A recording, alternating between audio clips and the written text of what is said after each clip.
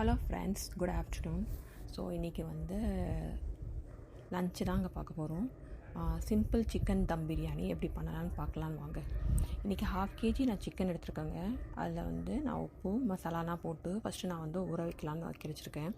அதனால் உப்பு கொஞ்சம் போட்டுட்டு தேவையான அளவு, அப்புறம் மிளகாத்தூள், நீங்கள் குழம்பு மிளகாத்தூள் எடுத்துக்கிட்டாலும் பரவாயில்ல, இல்லை வந்து வெறும் மிளகாத்தூள் எடுத்துக்கிட்டாலும் பரவாயில்ல, கொஞ்சம் ஜீரகத்தூள், தயிர், வெங்காயம், இஞ்சி பூண்டு விழுது போட்டு கொஞ்சம் நாள் ஊற வச்சுருங்க.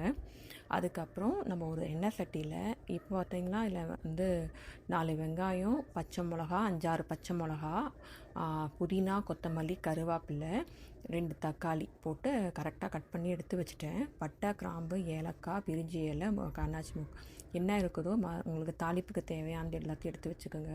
இப்போ எண்ணெய் சட்டியில் 4-5 மேஜகரண்டி பட்டை, கிராம்பு, ஏலக்காய், என்னென்ன இருக்குதோ விரிஞ்சி இலை எல்லாத்தையும் போட்டு தாளிச்சிட்டு, அதுக்கப்புறம் இந்த வெங்காயம், தக்காளி, பச்சை மிளகா, இஞ்சி பூண்டு விழுது, அப்புறம் வந்து அந்த கருவேப்பிலை, கொத்தமல்லி வந்து கொஞ்சம் கொஞ்சமாக அதுக்கப்புறம் ஆட் பண்ணிக்கலாங்க.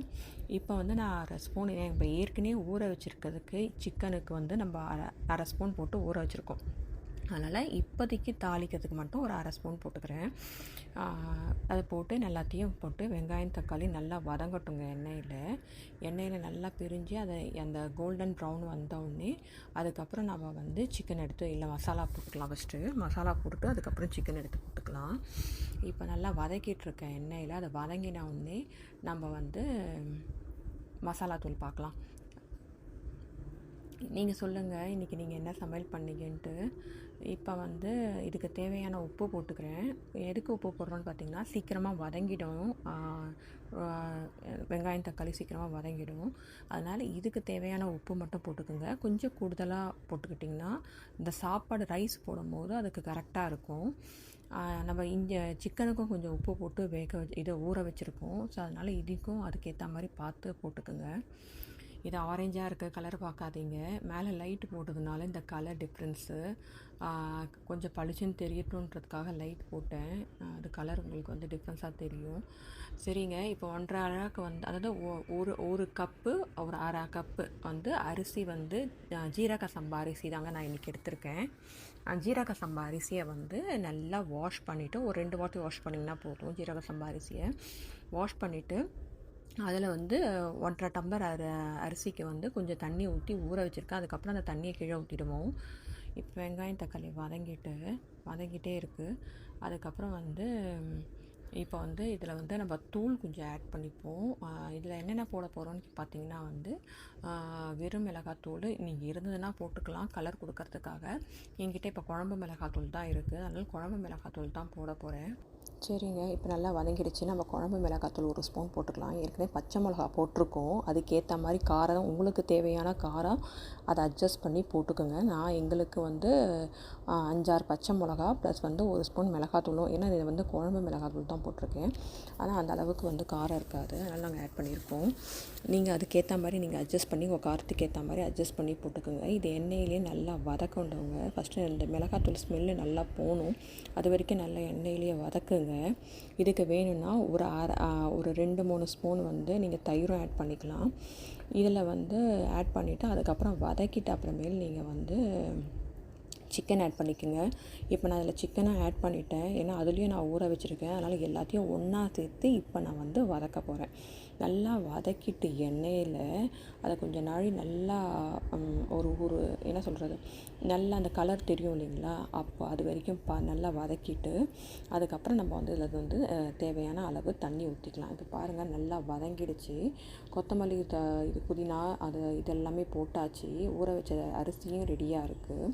இப்போ அதுக்கப்புறம் நம்ம இதுக்கு அளவு தண்ணியை ஃபஸ்ட்டு ஊற்றிக்கலாம். இதில் தாங்க நான் வந்து 1.5 டம்ளர் அரிசி போட்டிருக்கேன். அதுக்கு தேவையான தண்ணி, இதுக்கு வந்து நான் சுடு தண்ணி தான் ஊற்றுவேன், பச்சை தண்ணி ஊற்றிடாதீங்க. வெந்நீரை ஊற்றுனீங்கன்னா சாதனோட டேஸ்ட்டு வந்து மாறாமல் நல்லா இருக்குங்க.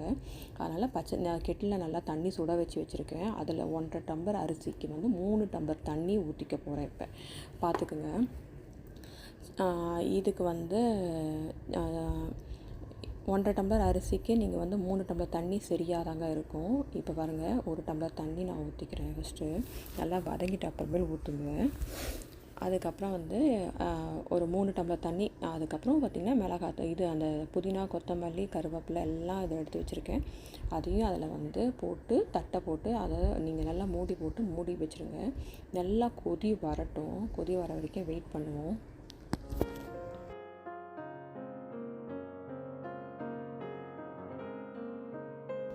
சரிங்க, இது தட்டை போட்டு இப்போ மூடி வச்சுருவோம்.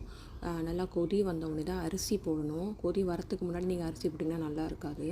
இப்போ பாருங்கள், நல்லா அந்த அந்த பப்பிள்ஸ் தெரியுது இல்லையா, அதுக்கப்புறம் தாங்க அந்த அரிசி ஊற வச்ச அரிசியை போடணும்.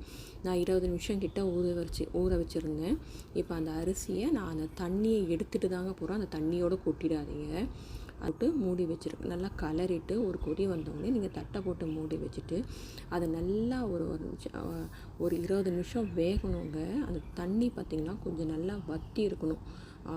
கொஞ்சம் இருக்கும்போது தான் நீங்கள் இந்த மாதிரி நீங்கள் கீழே வந்து சரி பாருங்கள், இப்போ உங்களுக்கு வந்து உபயோகமே இல்லாத ஒரு தவா, இல்லை சின்ன தவா, ஏதாவது யூஸ் இல்லாத தவா இருக்கும் இல்லைங்களா, அதை வந்து கீழே அடியில் வச்சுட்டு அதுக்கப்புறம் நான் இப்போ வந்து மேலே வந்து தம் போட்டிருக்கேங்க பிரியாணிக்கு. மேலே நல்லா டைட்டான லிட்டாக இருக்கிறதா பார்த்து மூடிக்கிங்க. இப்போ அதை வந்து அப்பப்போ திறந்து பார்க்காதீங்க. இப்போ பார்த்திங்கன்னா தண்ணி நல்லா வற்றி பார்த்திங்கனாலே தெரியும், அரிசி ஒன்று உடையாமல் நல்லா இருக்குங்க. இப்போ வந்து நான் மேலே இருக்கிற லைட்டு போடுறேன், அதனால தாங்க அந்த கலர் டிஃப்ரென்ஸு. ஆனால் வந்து அந்த கலர் வந்து பார்த்திங்கன்னா ரொம்ப நல்லா இருந்துச்சு, டேஸ்ட்டும் நல்லா இருந்துச்சு. இந்த மாதிரி செஞ்சு பாருங்கள், ரொம்ப நல்லா வந்துச்சு. காரம், உப்பு எல்லாமே சரியாக இருந்துச்சுங்க. நீங்கள் தம் போட்டுட்டு ஒரு 20 நிமிஷம் ரொம்ப ஸ்லோவில், கொஞ்சம் அடுப்பு வந்து ஸ்லோவில் வச்சுருக்கணுங்க. அடுப்பை ஸ்லோல் பண்ணிவிட்டு அதுக்கப்புறம் மேலே இருக்கிற லிட்டை நல்லா டைட்டாக மூடி வச்சுருங்க. கீழே வந்து ஸ்லோலியே இருக்கட்டும். 20 நிமிஷம் இருந்துச்சுன்னா நல்லா வெந்துடுங்க. அரிசியை வந்து நல்லா கை வச்சு பாருங்கள், இல்லைன்னா தட்டை போட்டு திருப்பி மூடி வைங்க. அந்த ஈரம் எல்லாமே, மாய்ச்சர் எல்லாமே அப்சர்வ் ஆகிடுச்சின்னா உங்களுக்கு உதிரியாக நல்லா பிரியாணி ரொம்ப நல்லா கிடைக்குங்க. சரிங்க, thanks for watching. Please subscribe to my channel. Please support. Thank you.